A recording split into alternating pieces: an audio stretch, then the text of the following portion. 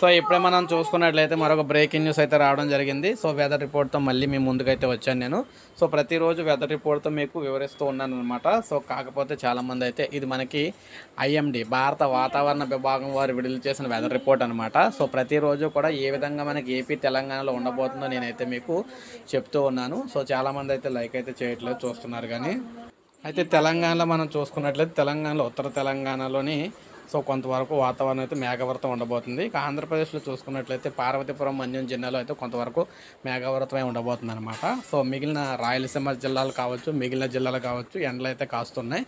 ఇక తెలంగాణలో కూడా సేమ్ మనకు అలాగే ఖమ్మం, వరంగల్, అదేవిధంగా ఆదిలాబాద్, నిజామాబాద్ ఏరియాలో కొంతవరకు చల్లగా ఉండబోతుంది. మిగిలిన ప్రాంతాల్లో అయితే ఎండలు అయితే కాస్తాయి అనమాట. సో ఈ విధంగా మనకి సోమవారంకి సంబంధించిన వెదర్ రిపోర్ట్ అయితే ఉండబోతుంది.